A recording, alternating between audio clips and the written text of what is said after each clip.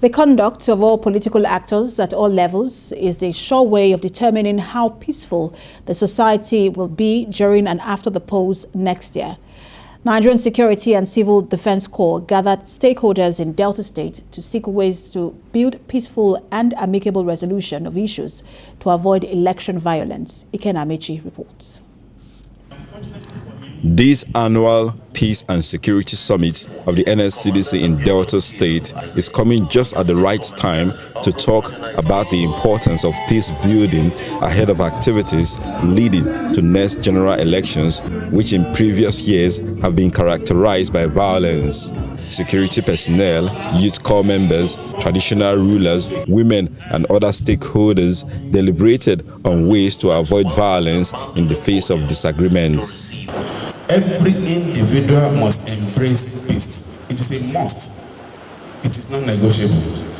Every political party must embrace peace in order to create and sustain an environment for peaceful living after the election, to give way for development.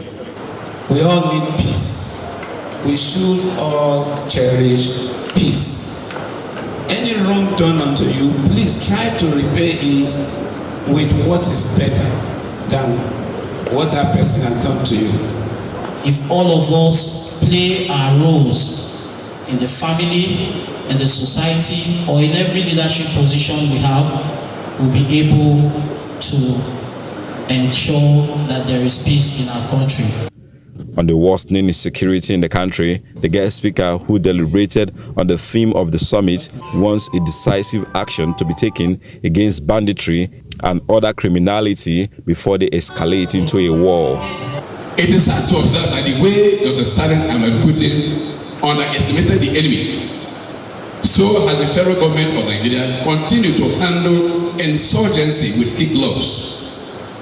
Today, our dear country is on the precipice. No nation is able to single-handedly win over this kind of insurgency. They must go out.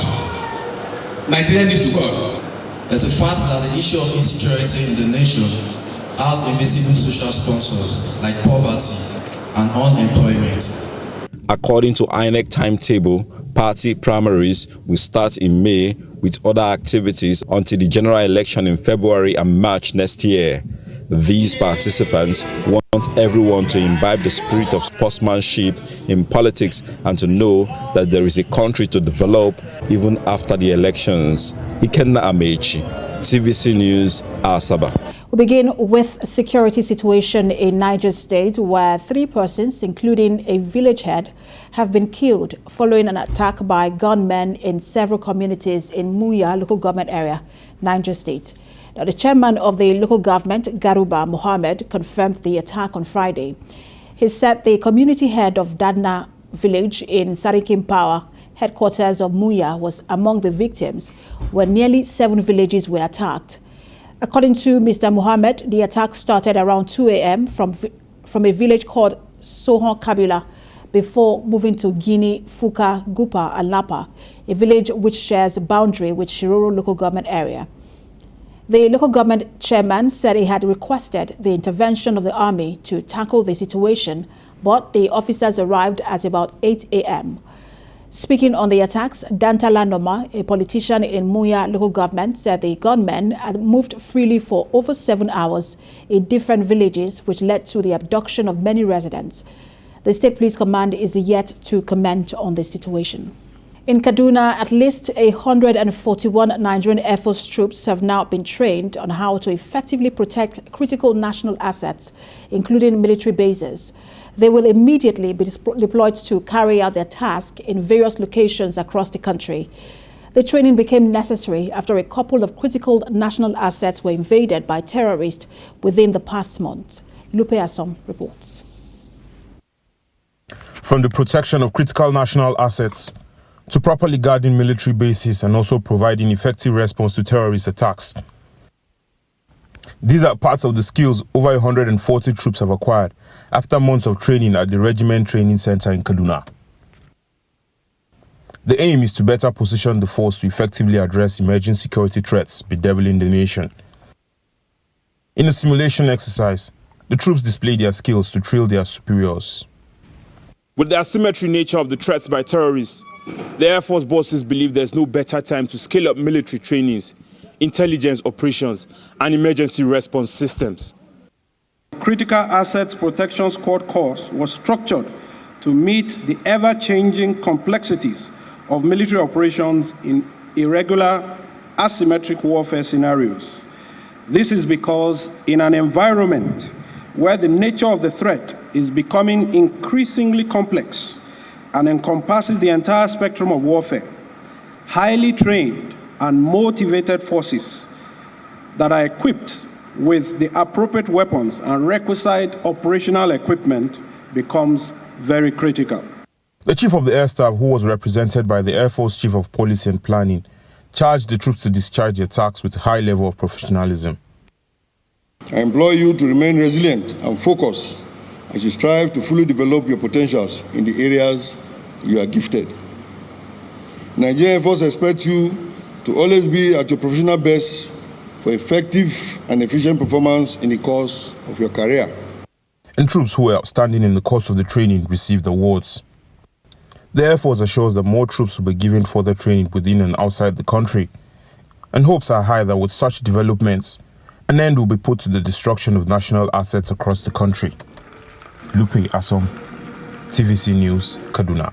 And from Kaduna, let's turn to Rivers State, where some students have joined calls for steps to be taken to address the rate of violent attacks in the country.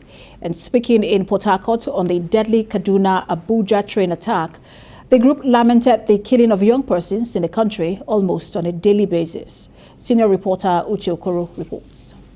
And I remember my comrades, but I run away that I do.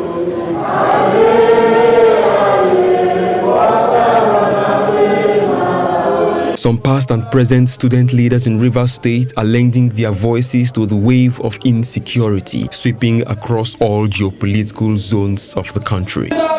According to them, they have watched with dismay as hundreds of innocent Nigerians are either killed or abducted by criminal gangs.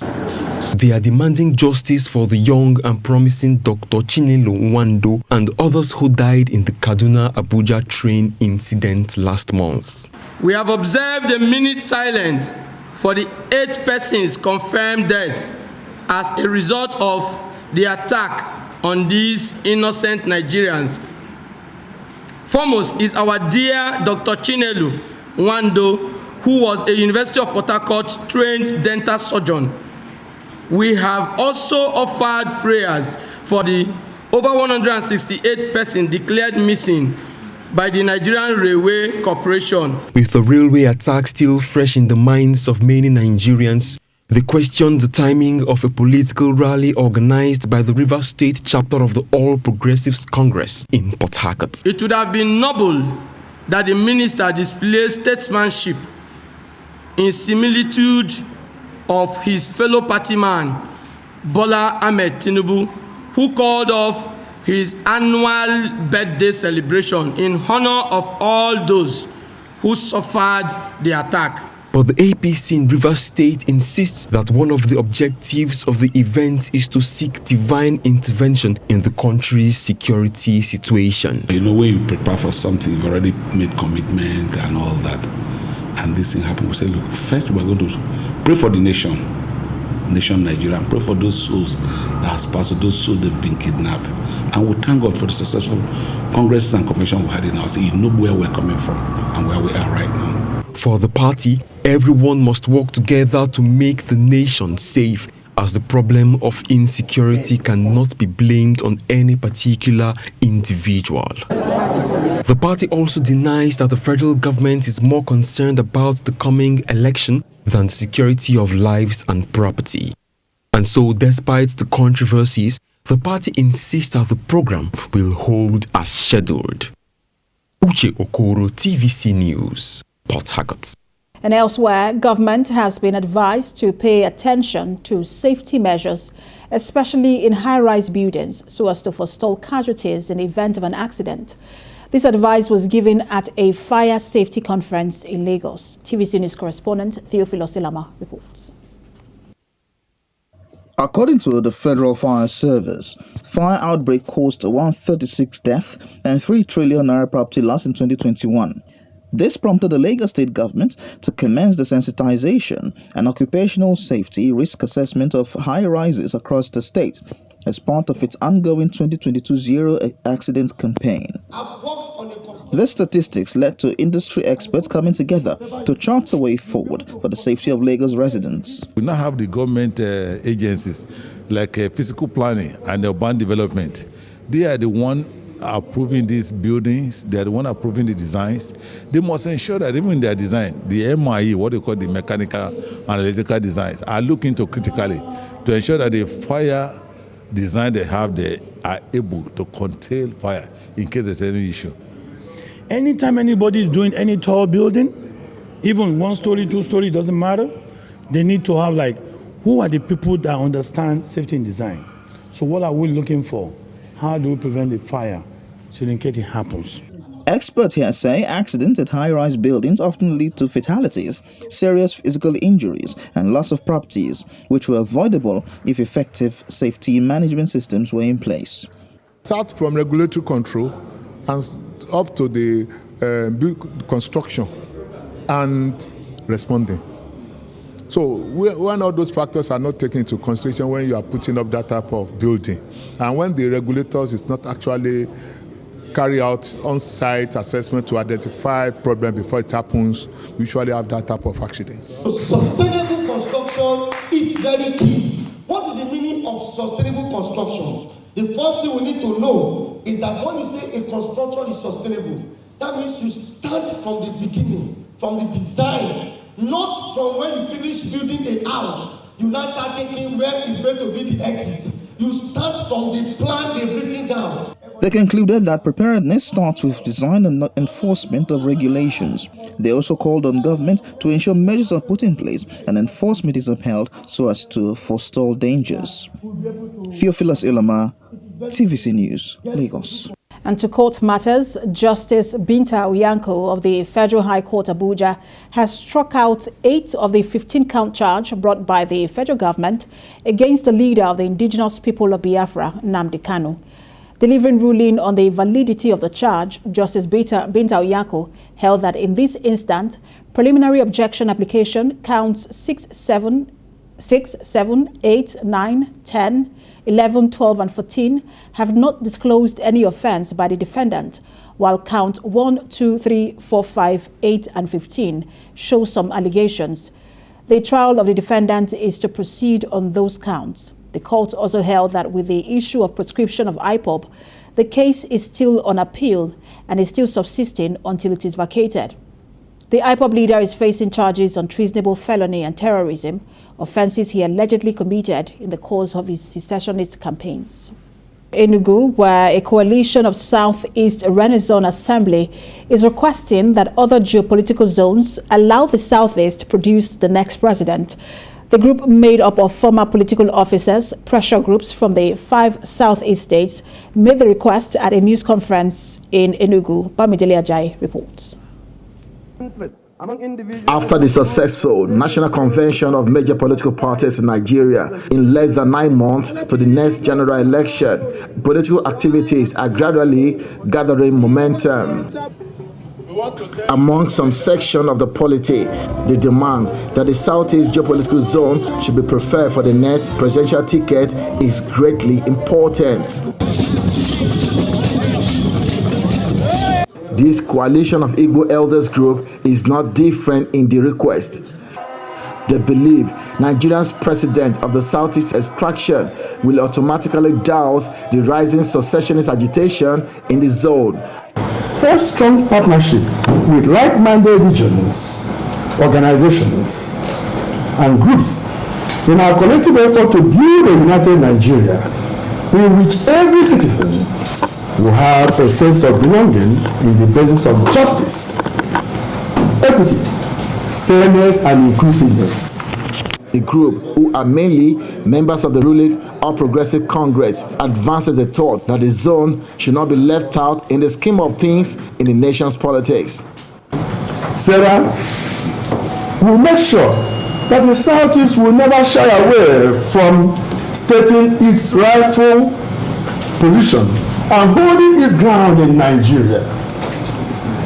Our group will continue to advocate to our youth through various channels of influence to address youth restiveness.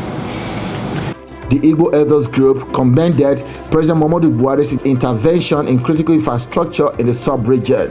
They claim the president's achievements are enough to make APC popular in the zone. And during the 16 years of PDP, I can assure you that these 7 years outlives it in terms of infrastructure in the southeast, in terms of high-impact projects that can benefit the people. So we're not forcing, we're pleading with other zones in Nigeria that southeast ought to be given the opportunity because we have qualified, competent people. They promise to continue exploring various channels of influence to address youth restiveness in the zone, occasioned by high unemployment and failed promises by the political class, despite the enormous resources at their disposal. Bamidele Ajayi, TVC News, Enugu. And now to the oil sector. The Nigerian National Petroleum Corporation has called for a special court to prosecute all oil thieves. Its chief executive, Mele Kyari, made the call at an investigative hearing into illegal crude refining and oil theft in the country. National Assembly correspondent Joke Adisa reports. Reports say between January 2021 and February 2022, Nigeria lost about $3.2 billion to crude oil theft. MPC Limited is designed to increase value to... The House of Representatives is probing the nation's dwindling oil resources. The management team of NNPC is before the Joint Committee mandated to carry out the probe. The Chief Executive Officer of the corporation is armed with the pictorial presentation of the activities of illegal refiners and the attendant consequences on the country. He says theft of crude oil has had a negative effect on the revenue of the federal government. Mele Kyari tells the lawmakers Nigeria currently produces less than 1.5 million barrels of crude per day. As the COVID-19 weathered out and we started seeing return to normalcy, the production started coming down. There, the average crude oil, not including the condensate, is 1.29 million barrels per day. Also speaks to the intervention to redress the sad situation as he assures of normalcy in the next 2 months. The lawmakers are dumbfounded as they seek explanations to troubling issues. I'm referring to 2 motions of urgent public importance that I have moved, both in the 8th Assembly and now in the 9th Assembly. And it has to do with pipelines that have been encroached upon due to erosion. I am tempted to say we should tell the GMD to take a bow and go. Why? Because from what we have seen here, he's told us the effort they are making to restore production. And he says within 2 months, there will be tremendous progress. We're not here to make political statements. We are here looking for solutions. And we have to talk to ourselves in a way that we can genuinely and sincerely talk to ourselves. The way he spoke, I didn't even expect him to do the same. But the time has come. I think Nigeria is reaching a very good time frame of moving forward. The meeting later dovetailed into a closed door as journalists were excused. Joke Adisa, TVC News, Abuja. The leadership of the United States Government Exchange Alumni in Nigeria seeks a partnership between the group and Chief Gabriel Igbenedion. This was made known when the group met with a renowned businessman and philanthropist. Paul Ezenwa reports. This gathering is in Benin City, the Edo State capital. It is for the presentation of the Water Currenting Award to Chief Gabriel Igbenedion in recognition of his philanthropic gesture in the country. Certificate awarded to you on this day as the patron, first patron.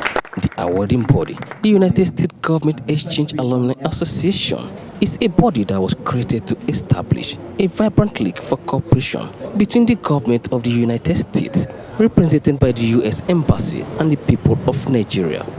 towards the advancement of socio-economic cooperation and friendship between both nations.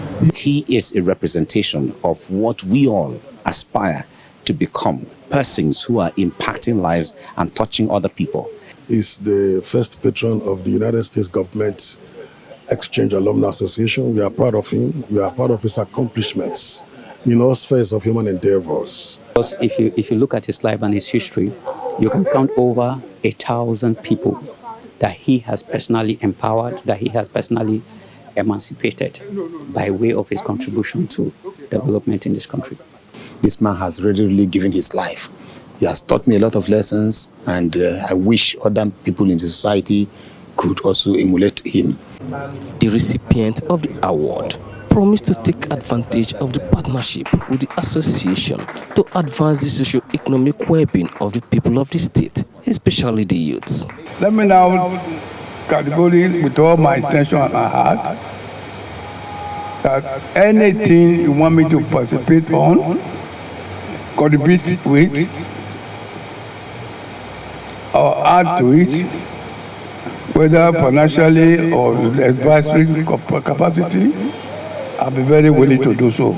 The association is a collection of outstanding Nigerian professionals in various disciplines and endeavors who are noticed due to their exceptional skills and work. Paul Ezenwa, TVC News, Benin. And the national leader of the All Progressives Congress, Asiwaju Bola Tinubu, has congratulated Juju Maestro Chief Ebenezer Obey Fabiyi on his 80th birthday. Bola Tinubu commended him for promoting national unity and harmony through his songs. In a birthday congratulatory letter signed by him and released by Tinubu Media Office on Friday in Abuja, the APC leader also said Obey's music had inspired several generations in Nigeria and globally. Asiwaju Tinubu extended his best wishes and congratulations to the musician, praying to God to continue to show him his divine mercy, bless him, and give him many more years in good health and vitality.